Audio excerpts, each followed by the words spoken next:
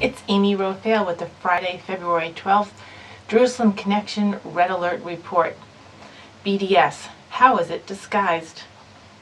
Boycott, divest, sanction. Those are the words BDS stand for. A seemingly nonviolent way to protest a nation or company's ill-perceived or perceived ills towards an otherwise innocent people. The problem is, the BDS movement targets only one nation and its people, the nation of Israel and the Jewish people around the world.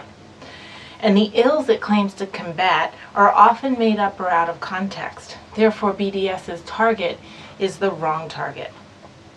The EU, for example, has voted to label products from the West Bank and Judea as such for the sole purpose of discouraging Europeans from buying them in an effort to execute a painful economic blow to Israeli companies and their Jewish owners living in these areas. The BDS movement believes that these areas are occupied and oppressed.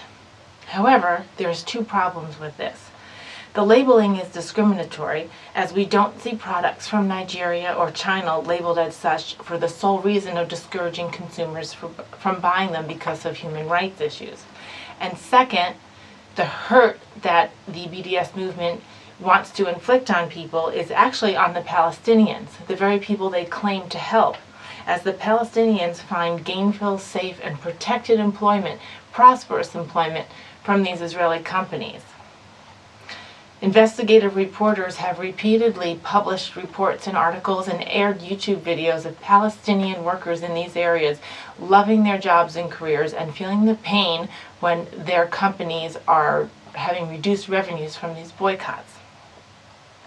Even after this proof positive that BDS-inspired actions of the EU only demonstrate anti-Semitic discrimination, they are even detrimental to the entire community of people from various ethnicities. And America now has decided to jump on this labeling bandwagon with this unjust spirit of singling out Jewish and Israeli products for discouragement.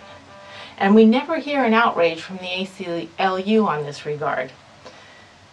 Why not offer the same discouragement for buying products from made in China or made in Pakistan, where we have documented human rights abuses against women, against children, against homosexuals, against various religious groups? Jack Engelhardt, a best-selling American author and columnist, recently published an op-ed in Arutz Shiva. His compelling argument is that America is going along with these EU labeling campaigns as just another form of boycott, regardless of the American administration's effort to claim it's not a boycott. In his acerbic article, he draws parallels of mistake after mistake that European policy has made in regard to Middle Eastern issues, including the current refugee issues, the current terrorism issue. And yet, while they ignore real problems, they keep a stick-it-to-the-Jews mentality in their policy making. And if America was founded 200 and some years ago to separate from Europe, why then does it follow along its current policies? It's a shared anti-Semitism, that's why. It outweighs any logical thought, any common sense, or any critical thinking.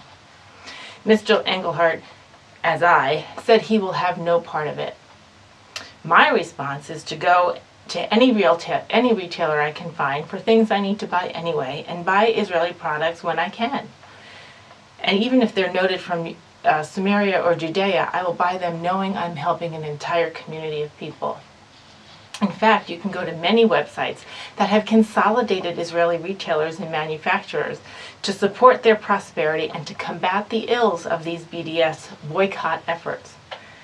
One such sponsored site is sponsored by an American-Israeli Chamber of Commerce. It's simply called buyisraelgoods.org.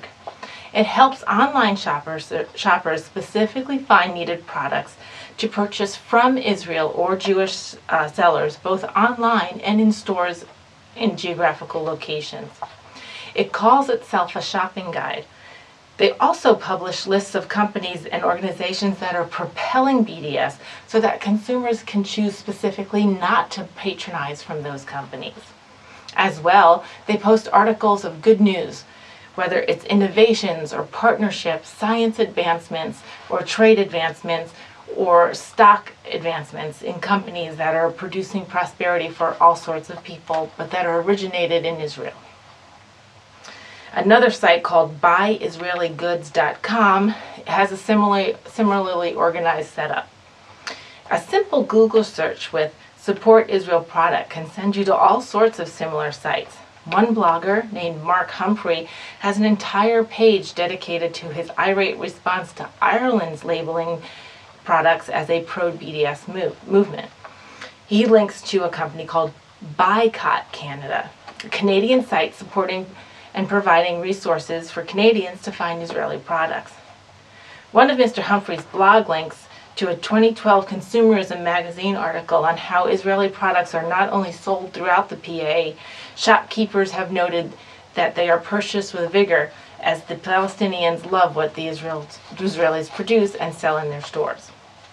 So once again, hard evidence, anecdotal testimonials, historical facts, data, and scientific numbers are refuting the very nature and cause of BDS. And yet, it often goes unchallenged. But the power of the purse and the avenue of the internet are great tools for combating this BDS war. And that's where we can see some real backlash in BDS movements. This is good news. Bye Israeli. Shavua Tov. Have a great week. Shabbat Shalom.